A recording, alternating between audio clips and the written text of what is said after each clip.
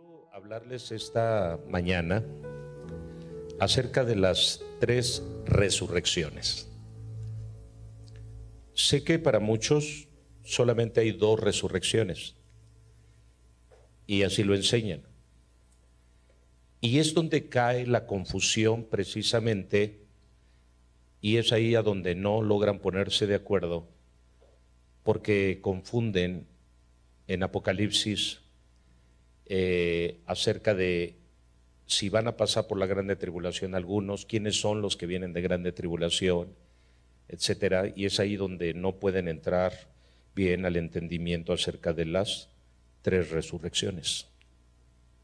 Entonces, primeramente, al leer a Pablo ahorita en la carta a los Corintios, si me lo vuelves a poner por favor, ahí nos habla acerca de la acción de la resurrección. En el versículo 12 nos dice qué es la resurrección, porque debemos entender qué es resucitar. Ahora bien, si se predica que Cristo ha sido ¿qué? Levantado. Este es el término anastasis, término griego que se utiliza para definir lo que es resurrección, lo cual significa o se define como la acción de ponerse de pie, como la acción de levantarse de nuevo. Levantarse o ponerse de pie con la misma personalidad que se tenía antes de morir. Cuando nuestro Señor Jesucristo resucita, la acción fue levantarse o ponerse de pie. Así que alguien que resucita entre nosotros es alguien que se despierta, alguien que se levanta para comenzar a vivir de nuevo, porque resurrección significa levantarse de nuevo, resurgir o alzarse una vez más. También resurrección designa la acción de volver a la vida derrotando a la muerte. La resurrección es la restauración de la vida. La restauración de la vida después de la muerte, lo cual recibe no solamente en la resurrección o al levantarse, la plenitud de su ser y de su personalidad. Esto lo vemos en los ejemplos. La Biblia nos habla por lo menos de 9 resurrecciones. Si tú vas a la Escritura, encontrarás en el Antiguo Testamento 3 resurrecciones. Una de ellas tiene que ver con la resurrección del hijo de una viuda, y el profeta Elías fue quien lo levantó. Estando muerto lo levantó. El otro es del profeta Eliseo, la hija del hijo de la Sunamita. También lo mismo, Eliseo lo levantó de la muerte. Y otro caso por ahí es la resurrección de una persona que fue arrojada muerta y tocó los huesos de Eliseo y éste resucitó. Así que en el Antiguo Testamento vemos resurrecciones como tales. Así que la resurrección es algo que debemos tomarle importancia, que debe ser relevante para nosotros. Ahora, dice la Biblia que si Cristo no resucitó, vana es nuestra fe. Así que el Evangelio no solamente tiene que ver la doctrina con respecto a que Cristo murió por nosotros en la cruz del Calvario para traernos salvación, sino también un punto importante de la doctrina de los hijos de Dios tiene que ver con la resurrección. Si nosotros no hemos entendido lo que es la resurrección, no sabemos lo que es la resurrección, no caminamos bajo la influencia y el poder de la resurrección, entonces en vano la muerte de Cristo Jesús, porque seguimos muertos en nuestros delitos y en nuestros pecados. Pero solo si Cristo no resucitó. Por eso es que Pablo dice, si Cristo no resucitó, vana es nuestra fe, entonces comamos y bebamos que mañana moriremos. O sea, que la vida solamente consiste en nacer, crecer, ¿sí? multiplicarse, desarrollarse o morir y morir. Y esto claro que no es así. Así que el fundamento de la doctrina cristiana tiene que ver también con la doctrina de la resurrección.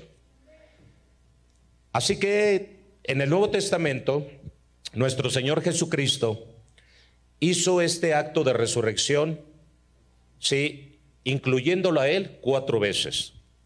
4 resurrecciones en el Nuevo Testamento. Nos encontramos primeramente con una niña. Jesús va y resucita a la hija de Jairo. Después, en Naín, Jesús resucita a un joven que ya iban a sepultar y que su mamá era viuda.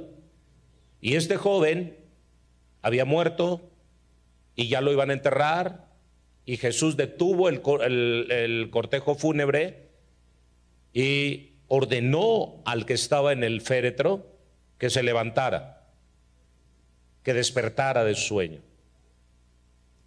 Y dice la palabra que resucitó aquel joven, sí, a la orden de la voz de Jesús. Y tenemos el tercer ejemplo en la resurrección de Lázaro. Lázaro era una persona adulta y Jesús la resucitó.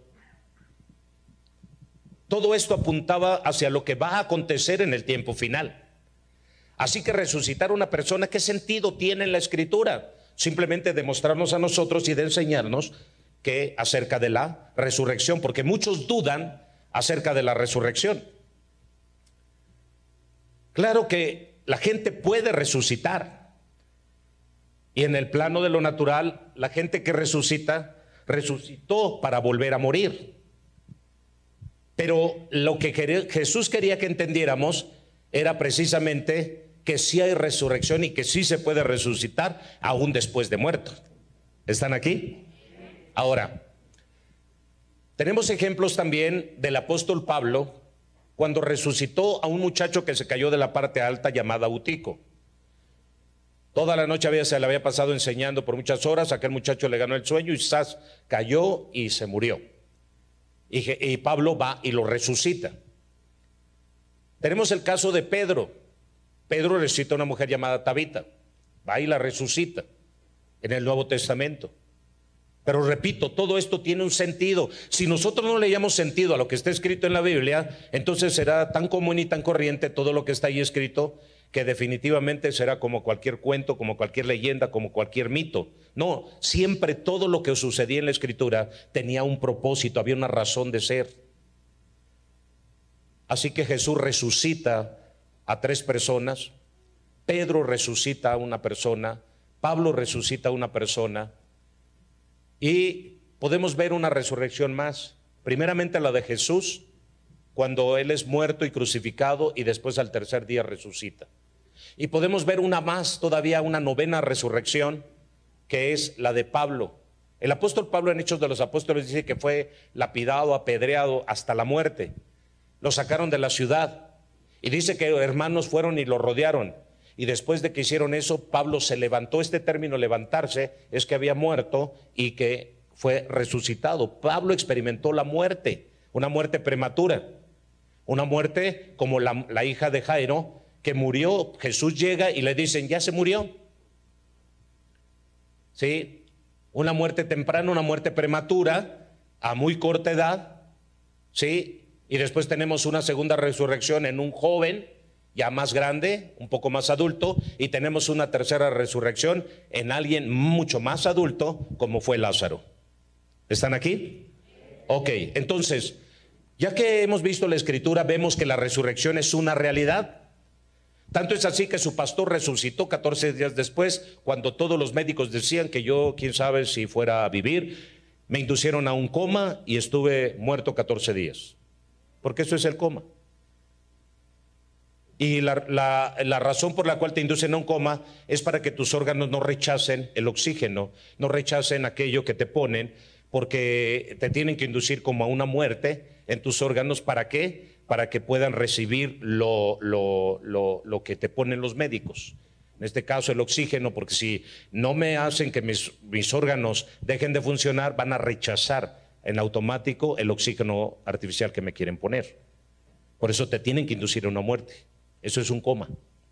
14 días estuve en el valle de sombra de muerte. Y el Señor me enseñó la guerra espiritual y muchas cosas que acontecen en el mundo y las esferas desde donde opera la muerte, la violencia, la maldad, la envidia, los celos, la contienda, todo eso. Así que las resurrecciones son una realidad. Y es verdad que yo volví a resucitar, pero para volver a morir. Y todas esas resurrecciones que vemos en la Biblia resucitaron para volver a morir, pero eran una sombra de lo que habría de venir. Es un ejemplo de lo que va a pasar. Así que nosotros vamos a resucitar y al resucitar va a ser para vida eterna, ¿sí? Y la vida eterna se relaciona con Dios, o para condenación, o como Daniel 12, versículo 2 nos lo dice. Vamos a leerlo, por favor. Daniel 12:2. Miren lo que dice. ¿Sí? ¿Están aquí? Ok, Daniel 12:2, por favor. Dice: y muchos de los que duermen en el polvo de la tierra serán despertados, unos para vida eterna y otros para vergüenza y confusión perpetua. Es interesante ver lo que Daniel, esa es la profecía más vieja, por decirlo así, que nos habla acerca de la resurrección de los muertos. Y ahí nos habla de dos resurrecciones. Unos que van a despertar para vida eterna y otros que van a despertar para condenación, juicio y confusión perpetua. Ahí nos está diciendo de dos resurrecciones, para qué van a despertar unos y para qué van a despertar otros. Así que por lo tanto, Daniel nos está diciendo dos resurrecciones en las cuales ya incluyen a todos aquellos aún que pasen por el periodo de la grande tribulación. También la confusión perpetua. Cuando estamos en el otro lado, sí hay una cierta clase de confusión, sí hay una cierta clase de incertidumbre y de duda. En mi caso, solamente había incertidumbre. La confusión va a venir porque cuando estés en el otro lado, dice la palabra de Dios, que el lugar a donde van a ir las personas que mueran sin haber aceptado a Jesús o sin haber creído en Jesús o haber rechazado a Dios para salvación de sus vidas, es un lugar de profundas tinieblas. Ese lugar de tinieblas, la Biblia lo llama que es el lugar donde es el lloro y el crujir de dientes. En ese lugar, la confusión se deriva a partir por lo menos de tres cosas. Número uno, el lugar es un lugar muy oscuro. Y al estar en un lugar oscuro, nosotros no estamos diseñados para la oscuridad. Nosotros estamos diseñados para la luz. De tal manera que dice que somos luz y que andamos en luz. La oscuridad a todo mundo nos produce fobia. Hay una clase de miedo en la oscuridad. Desde niños. Todos nosotros, en nuestra naturaleza está un temor a la oscuridad. Los que crecieron en el rancho, para salir al baño a la esquina del árbol siguiente, tenían que salir en la noche y por supuesto que siempre salían siendo niños con temor, por todas las tradiciones y cosas que se llegan a oír, o simplemente porque está en nuestra naturaleza el temor a la oscuridad. Y más cuando no hay luna. ¿Sí? Siempre hay temor en nosotros, quieras o no, siempre sentimos el temor. Esa situación, esa sensación está presente en nosotros. El temor está presente a la oscuridad. Ese es donde comienza el caos y donde comienza la confusión. También está comprobado que una persona que es encerrada en un lugar donde no tiene penetración de nada de luz, solo hay oscuridad, tiende a perder el juicio. Está comprobado. Una persona que está en una mazmorra, en una cueva profunda donde no entra la luz de nada y solo hay oscuridad y todo el tiempo es oscuridad, esa persona tiende a perder el juicio. Y la razón es por la oscuridad. O sea, porque nosotros no estamos diseñados para andar ni para vivir en oscuridad. Caos y confusión. Por eso dice, habrá confusión, habrá caos, habrá vergüenza a causa de eso. La tercera cosa que puedo ver, ¿por qué caos, por qué vergüenza, por qué confusión? Porque en ese lugar nosotros estamos creados para socializar entre nosotros. No es bueno que el hombre esté solo. Desde ahí Dios puso en nosotros la necesidad de alguien. Digan conmigo, necesidad de alguien. Por eso está en nuestra naturaleza. Nuestra propia naturaleza rechaza la soledad. A ver, repito, nuestra propia naturaleza vomita y rechaza la soledad. ¿A cuántos de ustedes les gusta estar solos? La realidad es que no es así. A veces deseamos y queremos estar solos, pero solamente es por un periodo de tiempo. 1 hora, 3 horas, 5 horas, un día. Déjame solo, déjame meditar, déjame reflexionar, déjame pensar. Pero después vuelves a sentir el impulso, la necesidad de estar con alguien. Una mujer no puede permanecer sola. Vean, una mujer que ya tiene una edad de 40 años y no se ha casado, no solo está sola, está amargada.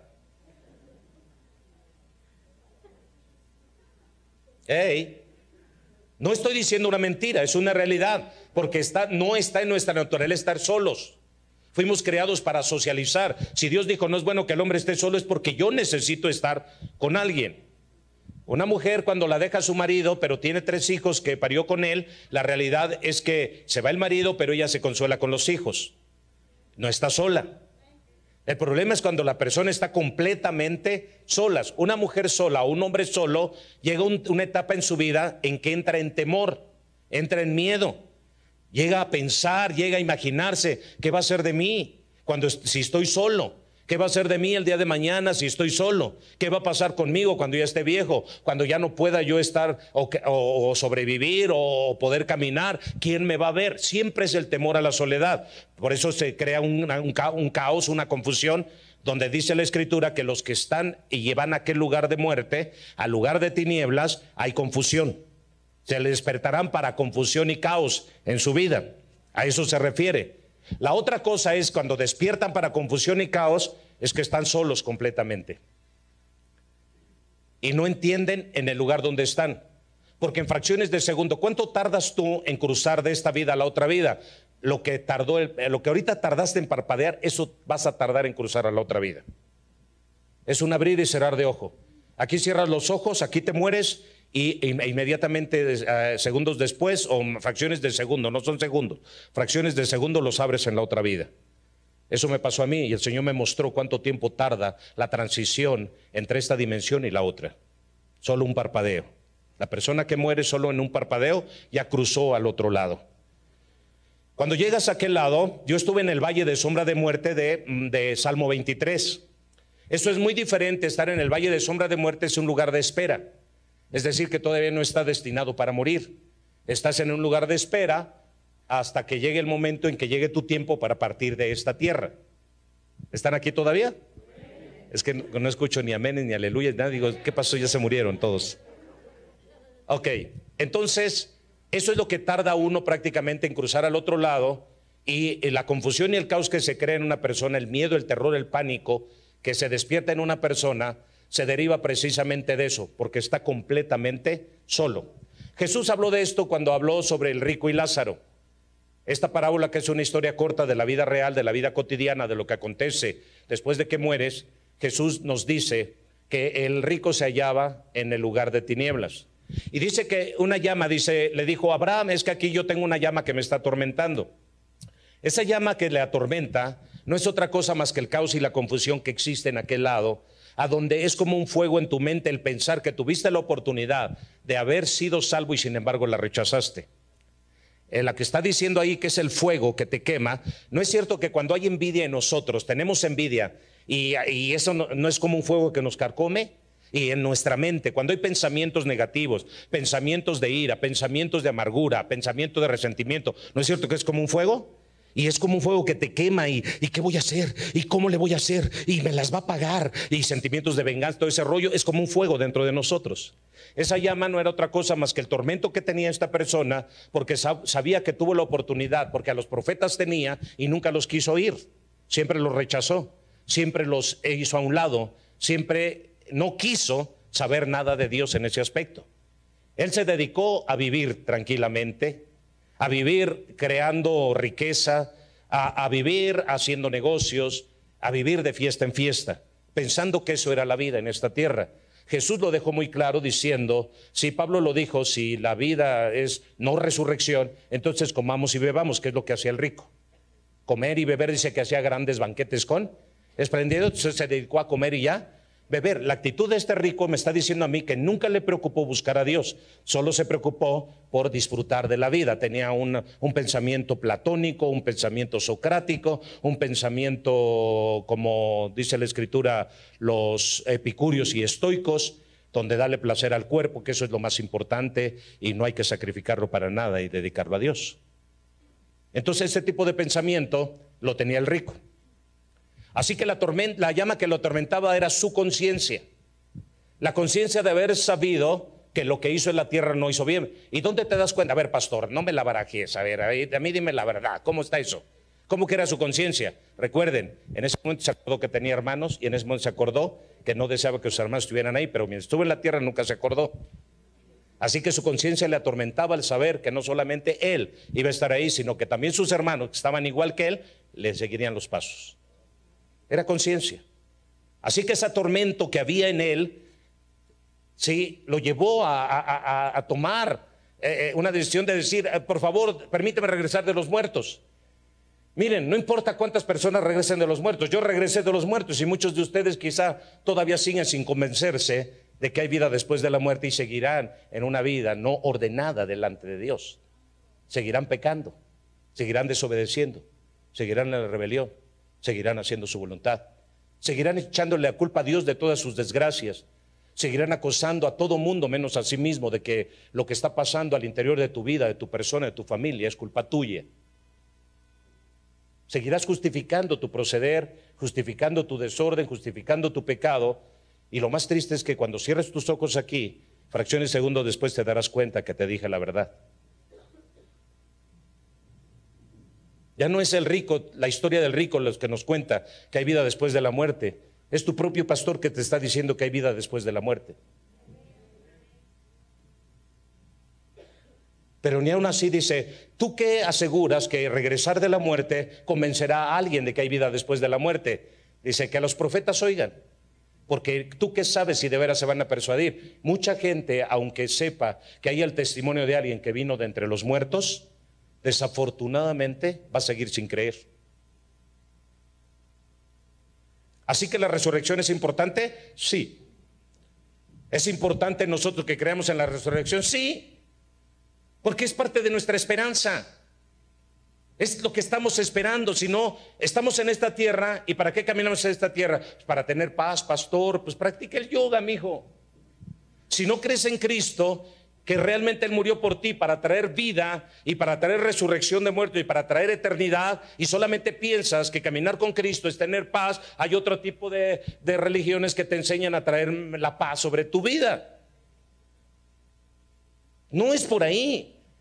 Qué importante es la doctrina de la resurrección y que nosotros estemos compenetrados en ella y que nos demos cuenta en qué turno nos toca, porque también las resurrecciones vendrán por turnos. Por eso ahorita te están entrenando en los bancos, en las empresas. Tome su turno, tome su turno, tome su turno. Así es que si tú eres un desesperado y te quieres brincar al que llegó antes que tú, entonces ten cuidado, porque acá no va a ser así. Toma tu turno. Dile que tienes a tu lado, ya ves, toma tu turno. Ahora, escúchame bien. Si nosotros vamos a la Biblia, nos vamos a dar cuenta, quiero narrarles esto, ¿sí? Vamos a San Juan capítulo 5, versículo 28 y versículo 29. No solamente Daniel nos habla acerca de esto, sino ya Jesús, nuestro Señor, en el Sermón del Monte, nos advierte sobre estas resurrecciones y nos dice a nosotros cómo serán. ¿Sí? Vamos a Mateo 5, 28 y 29, por favor. Mateo 5, 28 y 29. Dice, no os maravilléis de esto.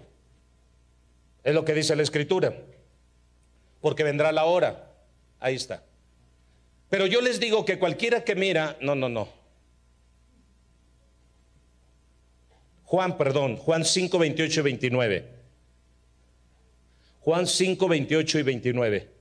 Dice, no se asombren de esto, no se asombren, porque viene la hora, es decir, que en una determinada hora, toma tu turno, di conmigo, otra vez,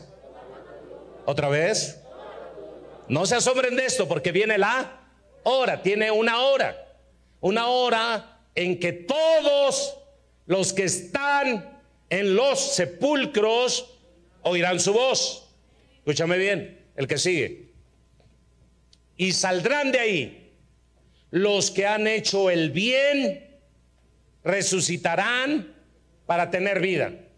Pero los que han practicado el mal, resucitarán para ser juzgados. Dos resurrecciones. Los que van a resucitar para tener vida. Entonces, ¿cuál es realmente el tema central del cristianismo? Aparte de la salvación, es tener vida. Dice la palabra, el ladrón viene para hurtar, matar y destruir, San Juan 10:10, pero yo he venido para que tengan vida y la tengan en. Entonces, ¿cuál es la finalidad? Tener vida. Ahora, la Biblia dice en Efesios que nosotros, dice, muchos están muertos en delitos y en pecados. Esa muerte es una muerte espiritual. No sienten nada, no sienten la presencia, no sienten la reconciliación, no sienten el perdón, no sienten que Dios los escuche. Esas personas están muertas espiritualmente. Dice la palabra de Dios que todo aquel que se allega de corazón sincero, Dios no lo rechaza, lo recibe a misericordia. Si tú no sientes, si tú no eres conmovido, si tú no eres provocado al arrepentimiento con la predicación de la palabra y te da igual y te entra por un oído y te sale por el otro y sigues igual en tu actitud, en tu conducta, en tu comportamiento, entonces déjame decirte que tú estás muerto en tus delitos y tus pecados. Por eso es necesario nacer de nuevo. En otras palabras, es resucitar en Cristo. Cuando tú resucitas es que cambias de posición, cambias de lugar, de modo que si alguno está en Cristo, nueva criatura es, cambias de estado. De antemano Dios te hace una nueva criatura. Resucitar es tener un cambio en tu estilo de vida, en tu forma de pensar, en tu forma de sentir, en tu forma de actuar. Cuando alguien resucita, nunca más desea volver a hacer lo mismo de antes, que sabe que ofendía a Dios, que se ofendía a sí mismo y que ofendía a su semejante. Esa persona cambia totalmente porque es una nueva criatura en Cristo Jesús, Señor nuestro. ¿Ok? Ahora, la palabra de Dios nos muestra aquí dos resurrecciones. Y nos está diciendo para qué van a resucitar otra vez. Así como Daniel dice que unos resucitarán para vida, otros estarán para confusión o para ser juzgados, que viene siendo lo mismo. Pero también la palabra de Dios nos habla acerca de esa tercera resurrección, la cual va a ser la primera. En Primera de Tesalonicenses, capítulo 4, versículo 16 al 18, nos habla acerca de esa resurrección, una tercera resurrección o una primera resurrección. Ahorita les pongo el orden, solamente vamos a leerlo. Que Primera de Tesalonicenses, capítulo 4, versículo 16 al 18. El Señor mismo descenderá del cielo con voz de mando, con voz de arcángel y con trompeta de Dios, y los muertos en Cristo resucitarán primero. Ahí está.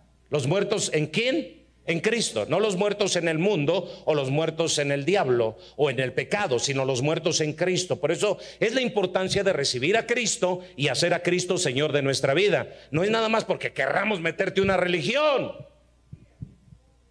Entiendan. No queremos que recibas a Jesús en tu corazón para hacerte y forzarte y manipularte a que recibas una religión. No, lo que queremos es que recibas a Cristo para que recibas el beneficio de creer en Él, que es ser salvo. ¿Ok? Ahora, los muertos en Cristo resucitarán primero, o sea, los que literalmente ya están en la tumba, ahorita pensando en eso. Vamos al versículo 18. Luego los que estemos vivos, los que hayamos quedado, seremos arrebatados juntamente con ellos en las nubes para encontrarnos con el Señor. ¿En dónde? En el aire. Y así estaremos con el Señor para siempre. Versículo 18. Dice la Escritura: por lo tanto, anímense unos a otros con estas palabras. Quiere decir que el ánimo, la fe, la confianza, la tranquilidad debe llegar a nosotros al saber que un día vamos a resucitar de entre los muertos. Pero aquí me está diciendo algo interesante. Los que murieron, tu papá, tu mamá, tu tío, tu primo, tu hijo que murió y que sabes que vivió una vida correcta delante de Dios y que ahorita está en la tumba, ciertamente va a resucitar. ¿Ok? Va a ser levantado del polvo de la tierra. Una. Dos, es lo que Pablo nos está diciendo. Dos. Si nosotros no hemos muerto y estamos ahorita vivitos y coleando como estamos, dice que vamos a sufrir de alguna manera un tipo de transformación que nos va a poder sacar de esta tierra. Te vas a poder elevar de esta tierra. Lo que ahorita te limita, la fuerza de gravedad que te mantiene sobre esta tierra, va a ser eliminada el día que Cristo vuelva y en las nubes reciba a su iglesia. Así que Pablo está diciendo cómo será esto. Dice Pablo: un abrir y cerrar de ojos al toque de la final trompeta, los muertos oirán su voz, porque se tocará trompeta con voz de arcángel y con trompeta de Dios, los muertos en Cristo. Quiere decir que los muertos que hayan muerto, se hayan adelantado, sí, ellos van a resucitar y tú vas a ser transformado. Una, dos, todos los que están en Cristo van a ser advertidos antes. Así que todos los que están los que están en Cristo obedeciendo a Dios van a oír la voz.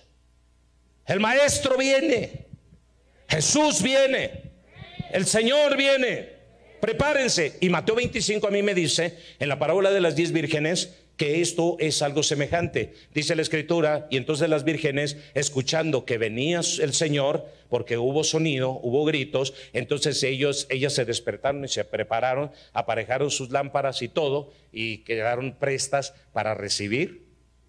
Entonces quiere decir que, a Dios gracias, que todos los que estén bien conectados con el Señor, no los va a agarrar por sorpresa esto, sino que van a escuchar quizá un sonido de un shofar, quizá el sonido de una trompeta, quizá una voz que diga: venid acá, benditos de mi Padre.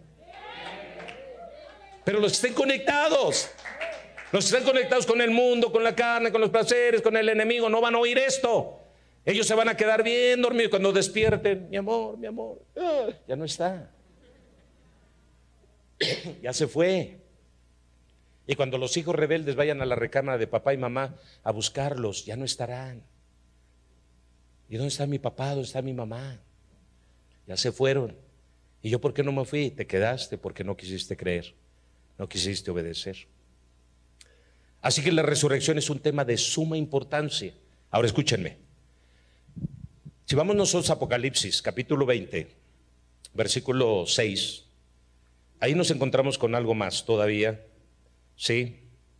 Que tienes que grabártelo en tu corazoncito. Apocalipsis capítulo 20, versículo 6. ¿Qué dice?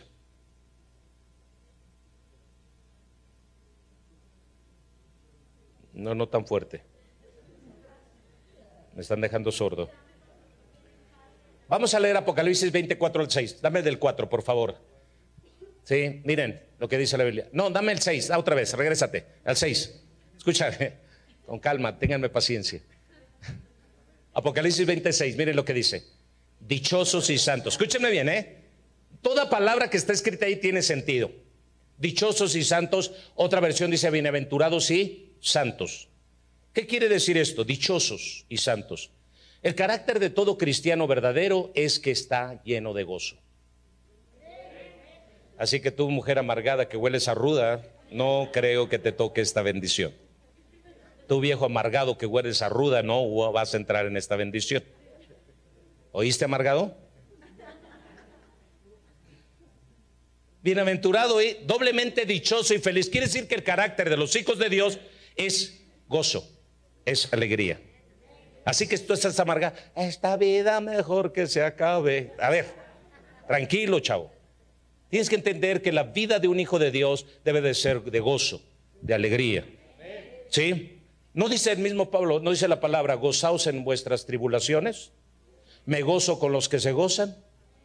O sea que de alguna manera debemos tener un carácter lleno de gozo. Pero me está lloviendo sobre mojado. Gózate. Gózate, hermano, gózate en la presencia de Dios. Ya, quítate esa cara de guajolote a punto de ser sacrificado en Navidad. Ya, cambia. Entonces, cada que les predico, ¿ustedes cómo me ven? ¿Acaso ven? Yo soy santo, hermano. ¡Cambien! Pellizca el que tienes a tu amargado y te hablan.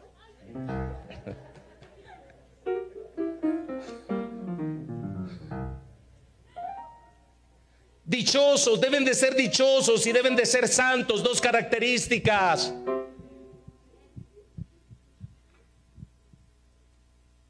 Ya quítate el enojo, depone el enojo, dice la Escritura. Quítatelo, enojón. Pero pastor, me hacen enojar, quítatelo. Mira, estás feo y luego con esa cara, enojado. Dichosos y santos los que tienen parte en la primera resurrección, porque la segunda muerte no tiene poder sobre ellos, sino que serán sacerdotes de Dios y de Cristo y reinarán con él 1000 años. Aleluya. Ahora escúchenme bien, pero eso no eres tú. Tú no vas a ser rey y sacerdote prácticamente, ¿sí? La Biblia dice seremos reyes y sacerdotes, pero nuestro nivel va a ser no en este caso, porque ahí está refiriendo algo. Vamos ahora hacia el versículo 4. Miren a quién se refiere, escúchenme bien. Versículo 4 de Apocalipsis 20 dice: entonces vi tronos donde se sentaron los que recibieron autoridad para juzgar. Vi también las almas de los que habían sido decapitados por causa del testimonio de Jesús y por la palabra de Dios. No habían adorado a la bestia ni a su imagen, ni se habían dejado poner su marca en la frente ni en la mano, y volvieron a vivir y reinaron con Cristo 1000. Ellos serán los millennials, los que por 1000 años van a reinar con Cristo. Escúchenme bien, pero ¿qué creen? Pablo está diciendo a los tesalonicenses que para ese tiempo nosotros no vamos a ser esos, porque esos son los que no se dejaron sellar. Estos que resucitan son los que son mártires y que no se dejaron sellar en el tiempo de la grande tribulación. Nosotros ya no estaremos para ese tiempo acá. Pablo dice que vamos a ser arrebatados en las nubes. Así que esa primera resurrección es primero los espirituales y después la segunda resurrección son los carnales y después son los impíos. Así que las tres resurrecciones son: número 1, los espirituales, después los carnales y después los impíos. 3 resurrecciones. Nosotros vamos a ser transformados por el poder de Dios si estamos en vida. Si Cristo viene ahorita y tú estás bien conectado con el Señor, entonces de repente tu cuerpo va a ser transformado para poder subir a las alturas, y nosotros vamos a estar en las nubes y ahí vamos a recibir al Señor en las nubes. Cristo, esto no es la segunda venida de Cristo. Este es un intervalo entre la resurrección de Cristo y la segunda venida. Hay un punto medio que se llama, sí, el rapto de la iglesia. Este punto intermedio es donde nosotros entramos, la iglesia entra. Y por eso es que dice: velemos, sí, y estemos preparados, porque no sabéis ni la hora ni el día en que el Señor ha de venir, refiriéndose a las bodas del Cordero de Mateo 25, o a las bodas que se celebran. Porque inmediatamente los que van a estar en el tiempo de la grande tribulación, ya sabemos, a ver, no me dejo sellar, no me dejo marcar, y ya sé que si me matan por esta causa yo me voy con Cristo. Ahí entonces no hay misterio. Entonces, ¿para qué te preparas? Hey, a ver, otra vez, regresando al disco. O sea, ¿para qué me preparo si ya sé que en el tiempo de la grande tribulación los que no se dejen marcar, los que no se dejen sellar, los que digan mátame por causa de Cristo, no necesitan hacer más esfuerzo más que dejarse morir sin dejarse sellar? Eso ya lo sé. Entonces, ¿por qué el Señor me está diciendo que nos preparemos? Porque no sabemos ni la día ni la hora en la cual Él ha de venir. Pues muy sencillo. Es porque realmente viene el rapto. Y en el rapto es donde se va la iglesia. En el rapto es donde te vas tú. Por eso dice que te prepares. Si no estás preparado, te vas a quedar. Y escúchame bien. Muchos dicen: bueno, pues si ya no me voy a la primera, me voy a la segunda. Pero ¿sabes una cosa? Si ahorita con cualquier cosa te estorbas, te duele, hasta por una ofrenda que te pido te estorbas. Imagínate al rato que te digan: oye, te voy a cortar la cabeza por causa de Cristo. Hijita,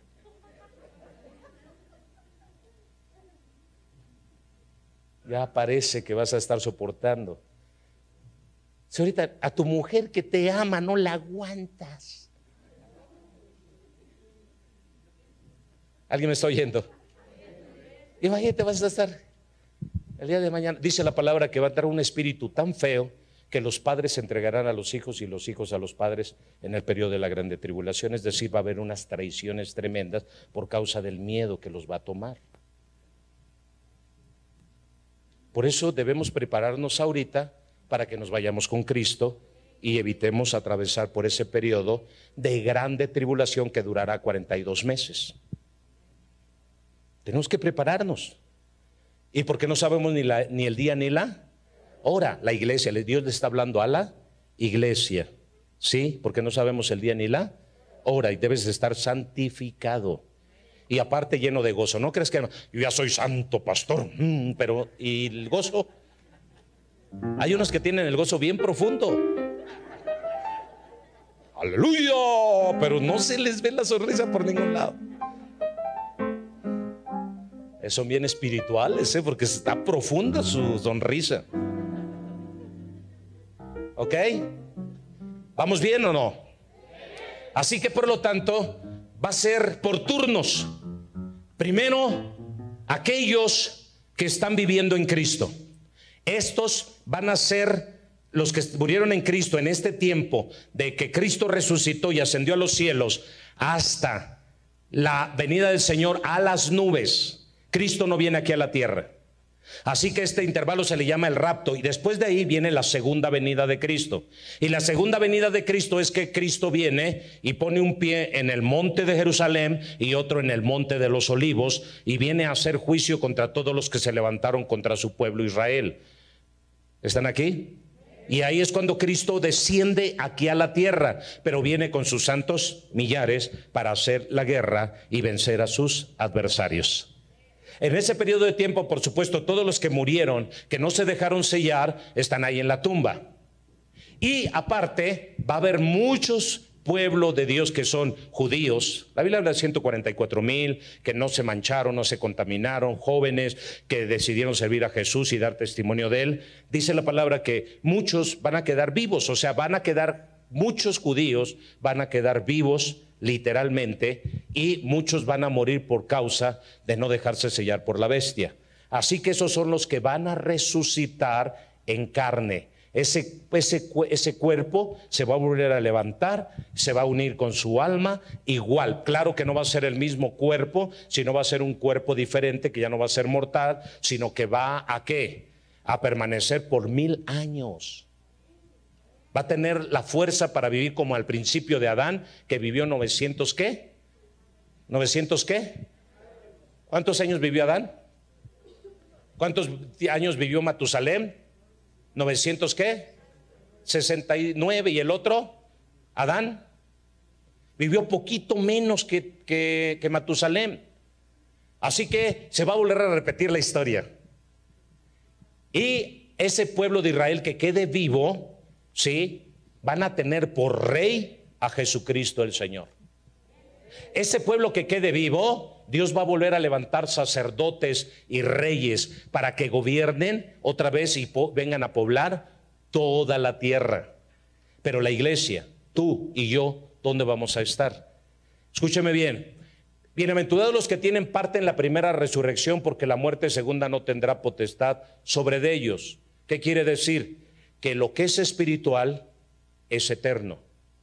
Así que nosotros resucitaremos, dice Pablo, se siembra cuerpo terrenal y se resucitará cuerpo espiritual. Esa es la bienaventuranza de nosotros. Los de la primera resurrección no volverán a experimentar ni tentación, ni persecución, ni deseos de volver a pecar, porque ya lograron mantener todas sus luchas ahorita para convertirse en personas espirituales el día de mañana. Es decir, que ahorita a ti te está tocando luchar con la carne y luchar con la muerte. Por eso dice que el ente al que tienes que vencer es a la muerte. Y ese ente que tienes que vencer tiene que ver contigo mismo, con tu yo, con tu carnota, con tu chuletota. Hey, es con lo que tienes que lidiar, es con lo que tienes que luchar. Y es lo que tienes que vencer para que pases de lo carnal a lo. Así que se siembra cuerpo carnal y se resucita cuerpo. Y así que todos ustedes van a tener la dicha, igual que yo, en el tiempo de la resurrección, cuando Cristo venga y nos encontremos en las nubes con Él. ¿Por qué en las nubes? Porque el Señor no desciende hasta acá porque no es el tiempo. Quiere decir que hay un periodo de tiempo, una hora, en la cual Jesús primero viene por su pueblo, por su iglesia, los que viven por gracia, sí, los que están creyendo en Él, los que están crucificando su carne, sus afectos, sus concupiscencias, los que se niegan a sí mismos, los que toman su cruz. Por eso, porque tú ya luchaste ahorita con tu carne para ser espiritual, así que no necesitas luchar en el milenio otra vez para ser espiritual. Los que van a luchar son los judíos y los que queden en aquel tiempo, porque ellos nunca lucharon con su carne, siempre le dieron rienda suelta a su carne. Y además, esos que queden vivos, no sé si en alguna nación de la tierra quede alguien vivo, porque dice Pedro que la tierra y el cielo pasarán con grande estruendo y los elementos ardiendo se fundirán. Quiere decir que entonces esa cadena que hoy en día estamos viendo, a mí me alegra, escúchenme bien, me alegra que ese cinturón de fuego me está a mí diciendo que las naciones de la tierra van a ser sacudidas y que van a pasar por fuego la prueba. Primero fue por agua, ahora va a ser por fuego. Y yo no sé si millones de personas puedan pasar el proceso. No sé si aquí en México vaya a haber personas que después, durante el periodo del juicio y del fuego que venga y de la grande tribulación, que dejen de con vida. Lo que sí sé es que allá en el Medio Oriente, en Jerusalén y los alrededores, sí va a haber vida. Así que vas a tener que viajar para allá. Pero cuando venga todo esto y no haya forma de viajar para allá, ¿qué vas a hacer? Entonces en todo el mundo va a estar complicada la situación. Y si ahorita no eres valiente y eres un cobarde que continuamente le das la espalda a Jesús a causa de tu incontinencia carnal, entonces yo no sé qué vas a hacer aquel día de juicio. Ahorita estamos luchando con la carne. Por eso no debemos escandalizarnos con una actitud religiosa. El que la riega, levántese. ¿Estás muerto? Levántate. ¿Qué es lo que hizo Jesús? Vengo a resucitar a los muertos. Y resurrección se le dice: levántate, cambia de posición, cambia de condición, cambia tu situación. Cristo vino a hacer eso. Pero si tú quieres seguir tirado, seguir muerto, seguir sin vida, es que no puedo. Pues no quieres, mijito. Cada uno de ustedes sabe lo que quiere y que no quiere. ¿Sabes qué? Es que soy débil en la carne. Pues fortalécete en el Señor. Todo lo puedo en Cristo, de quien viene mi fuerza. Fortalécete en el Señor. Pídele fuerza al Señor. No dejes y justifiques todo tu pecado. No lo justifiques en la debilidad. Justifícalo en Cristo. Y cuando lo justifiques en Cristo, todo tu pecado, vas a poder ser liberado de él. ¿Están aquí? Ok. Escúchenme bien. Todos los que resucitan en Apocalipsis, nos está hablando de dos juicios ahí. Nos está hablando de dos juicios o de dos acontecimientos ya en el Apocalipsis. Probablemente nosotros lleguemos hasta el capítulo 6 de Apocalipsis.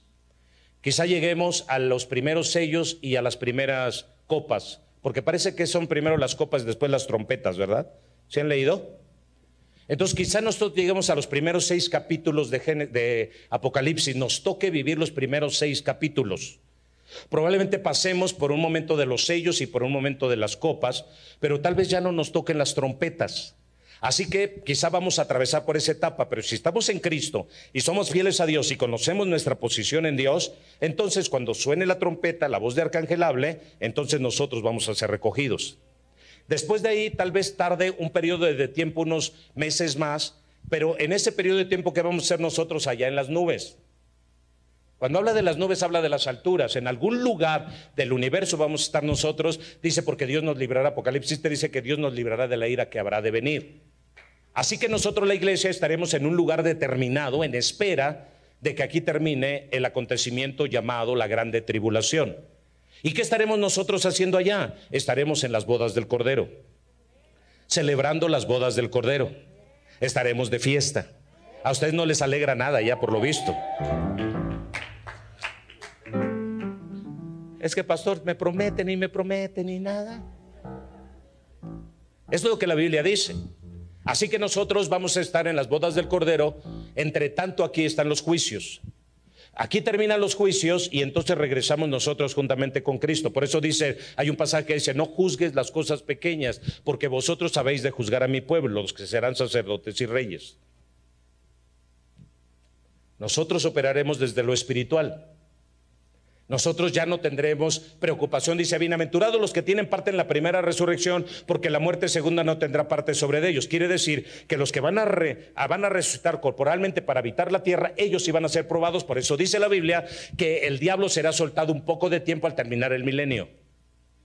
Así que ellos que fueron reinados, que tuvieron como jefe superior o supremo a Cristo Jesús, no será suficiente. Habrá traidores todavía al final del milenio que le van a dar la espalda al mismo Señor Jesucristo. Sí, por eso es que dice la Escritura que en ese milenio dice que ellos todavía van a ser probados y van a ser tentados y van a ser invitados a participar en una rebelión contra Jesús y su reinado. Por eso dice, bienaventurados de los que tienen parte en la primera resurrección, porque ellos no van a participar de la segunda muerte. Es decir, que esa segunda muerte tiene relación ya con el juicio final, en donde el diablo, la muerte, el infierno, ¿sí?, y todos, el falso profeta y el anticristo, todos ellos van a ser arrojados en el lago de fuego y a sufrir viendo, y juntamente con ellos todos los que en ese tiempo se rebelen aún contra el reinado de nuestro Señor Jesucristo. ¿Están aquí?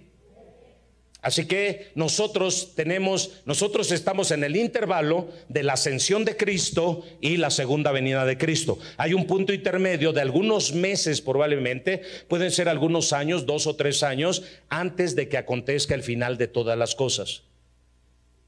Puede ser 3, 4 años antes de que Cristo venga y ponga sus pies sobre la tierra.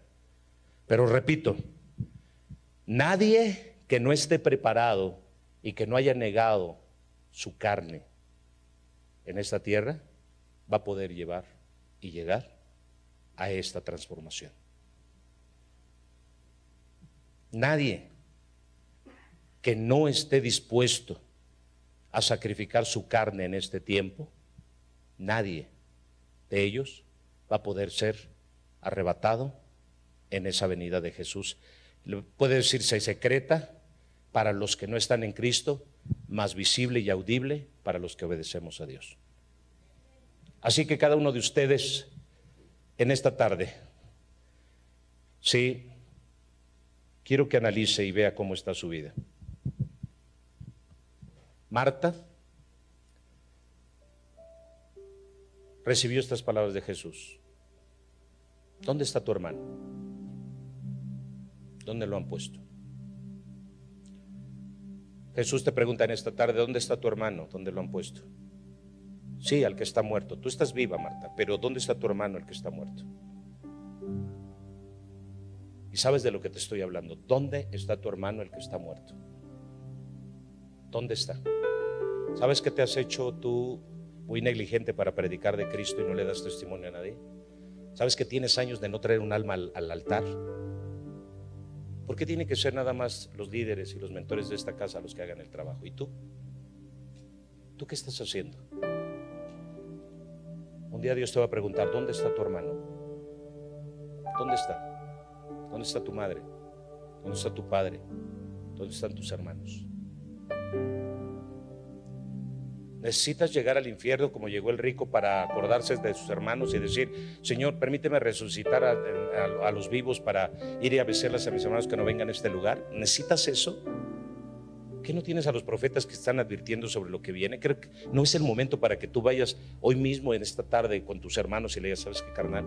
Deja el pecado y ven, sígueme. Te voy a mostrar un camino mejor. ¿No creen que es tiempo que la iglesia se sacuda la flojera, la pereza, la indiferencia y deje el mundo que siga rodando, sí, y que trabajemos para el reino de Dios? ¿Qué pasa contigo? Jesús le dijo a Marta, Marta, ¿dónde está tu hermano que se murió? Está muerto. Esa es la única respuesta que le vas a dar. Si tú conoces a Jesús, ¿por qué no tienes la misma revelación que Jesús le quiso meter hasta los tuétanos a Marta cuando le dijo, Marta, ¿no te he dicho que si creyeres verás la gloria de Dios? ¿No te he dicho cuántos de ustedes de veras creen? Si tú crees, ¿por qué no está tu hermano aquí? ¿Por qué no está tu madre aquí? ¿Por qué no está tu padre aquí? ¿Por qué no está la gente que amas aquí? Si de veras crees. Marta, ¿no te he dicho que si creyeres verás la gloria de Dios? Tu hermano resucitará, una promesa de Jesús, y le está hablando en un verbo continuo presente. Le está diciendo, va, tu hermano resucitará. ¿Cuándo? Ahora. Ahora. Ahora es ahora. Ahora es ahora. ¿Y saben qué le dijo Marta? Lo tradicional: yo sé que mi hermano resucitará en el día postrero. Todo mundo dentro de lo religioso simplemente es después viene, después resucita, después sucederá. No, Señor, Jesús lo dijo en claro y dijo: yo soy la resurrección y la vida. Y el que cree en mí, aunque esté muerto, vivirá. Estaba diciéndole el Señor: es ahora, Marta, es ahora. No tienes que esperar para mañana para que veas a un muerto resucitar. Es ahora, Marta, que yo voy a hacer posible lo que era imposible humanamente. Es ahora. Es ahora. Es ahora que yo voy a resucitar. Llévame allá con tu hermano. No, todavía oponiéndose. Mi hermano, no puedes llevarlo porque mi hermano hiede a causa de la droga y del alcohol que ha ingerido. No, mi hermano hiede a causa de la corrupción y la inmoralidad en la que está. No. Mi mamá no creo que pueda recibirte porque la corrupción en la que ella está, de la idolatría, no creo que ella pueda resucitar. Y estamos en una actitud semejante, porque no hemos creído en la resurrección. Si creyéramos en la resurrección de Cristo, entonces también creeríamos que la conducta y el comportamiento y los hábitos y las costumbres de un pueblo sin Dios pueden dejar de ser, para que la verdad de Dios prevalezca y ese pueblo se convierta y vengan de las tinieblas a la luz admirable. Pero no hemos creído realmente. Marta, yo soy la resurrección y la vida. El que cree en mí, aunque esté muerto, vivirá. Y entonces hagamos memoria. Habrá una primera resurrección del que murió prematuramente. Habrá una segunda resurrección del que va camino al sepulcro. Y habrá una tercera resurrección de los descarnados que van a ser enjuiciados en el día final. Así que habrá una resurrección prematura entre la ascensión de Cristo y la segunda venida. Esto representa a la hija de Jairo. Murió en ese momento, llega Jesús y la resucita. Ya tenía varias horas de muerto, quizá 1 o 2 días de muerto. Ya tenía el hijo de la viuda, y Jesús llegó, una resurrección posterior, intermedia, y después el juicio final. Lázaro representa a ese juicio final, a donde los descarnados, a donde los cuerpos descompuestos en corrupción, a donde les espera a la gente el tormento eterno. 3 resurrecciones.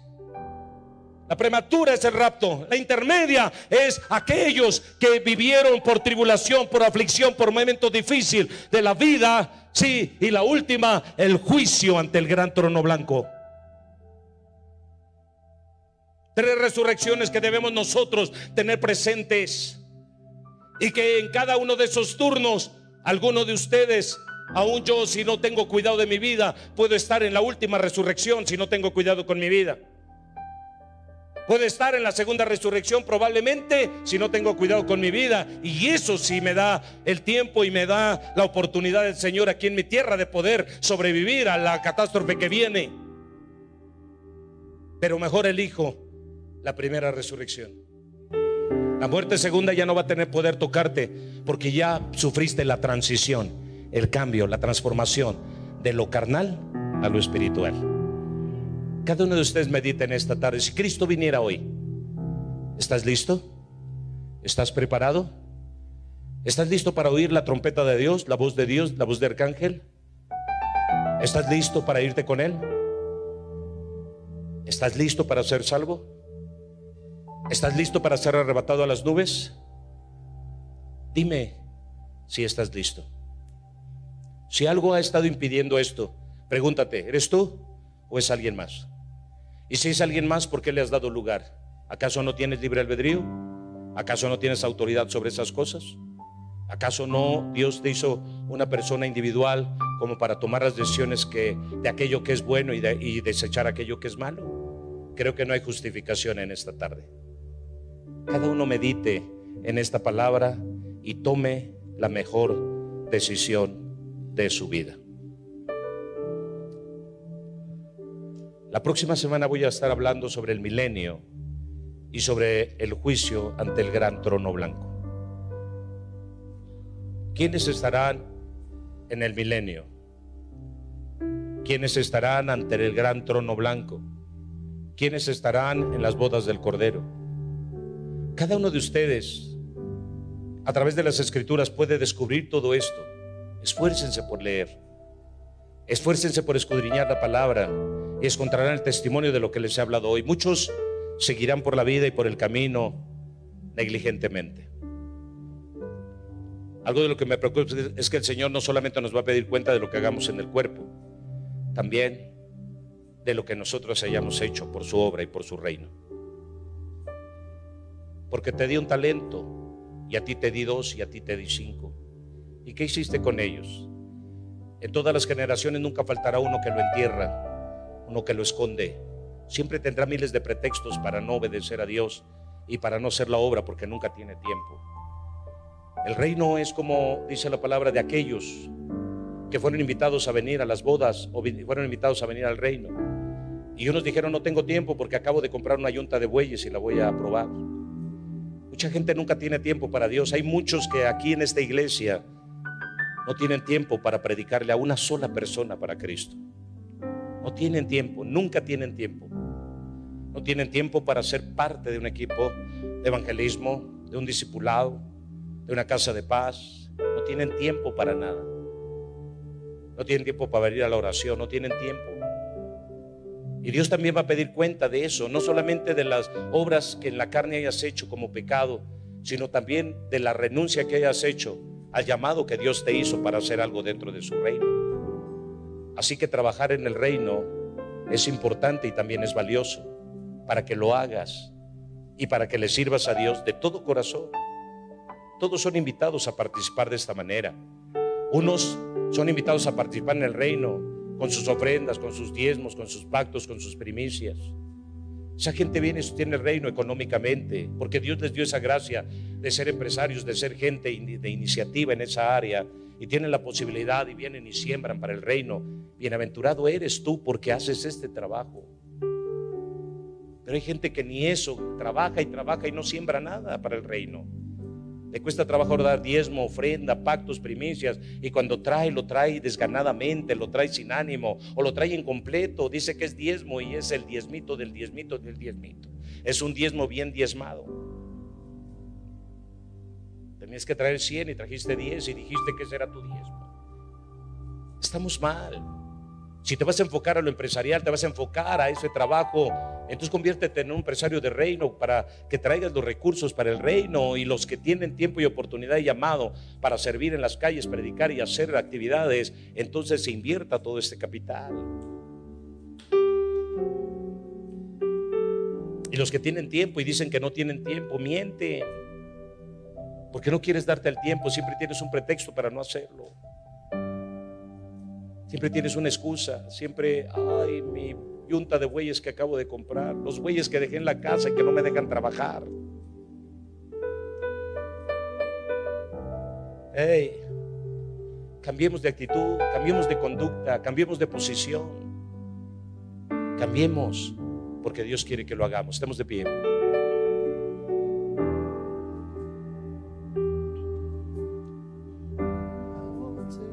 Resurrección quiere decir levantarse de nuevo, resurgir, alzarse una vez más, volver a la vida, derrotando a la muerte.